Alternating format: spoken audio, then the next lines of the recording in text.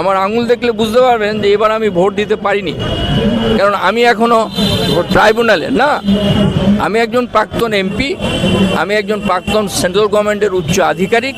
আমি কলকাতা মেডিকেল কলেজে পড়াশোনা করেছি, এ দেশে আমার জন্ম, আমার মা বাবার জন্ম। আমি ভোট দিতে পারিনি।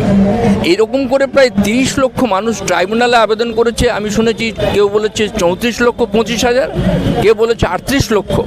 আমি মিনিমাম ধরে নিলাম 30 লক্ষ লোক ভোট দিতে পারেনি। মমতা ব্যানার্জিরা কিন্তু ক্ষমতার মদমত্ততায় এবং এত বেশি তাদের আত্মবিশ্বাস এসে গিয়েছিল, যাই হোক না কেন জিতবো।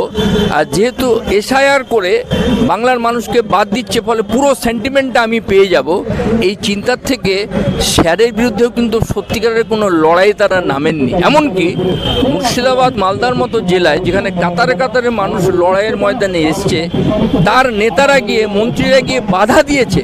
এবং দুঃখের বিষয়, ইলেকশনের ময়দানে মমতা ব্যানার্জি বুক বাজিয়ে বলেছেন যে আমার সিআইডি ধরেছে, ওই যে মোথাবাড়ির যে মোফাক্কেরুলকে আমার সিআইডি ধরেছে, এনআইএ নয়, এনআইএ। অর্থাৎ তিনি যেন কৃতিত্ব দেখাচ্ছেন যে একটা জেনুইন বিক্ষোভ। ওনার অ্যান্টিসিডেন্ট কি, উনি কি করেছেন আমার জানার দরকার নেই, কিন্তু যখন তিনি একটা জনতার আন্দোলনে আছেন, তখন জনতার আন্দোলনটা ইস্যু।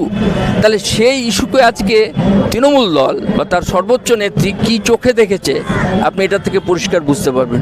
এই প্রত্যেকটি ঘটনাই কিন্তু আজকে এখানে এই পালাবদল এবং এরকম ম্যাসিভ পালাবদলের জন্য দায়ী।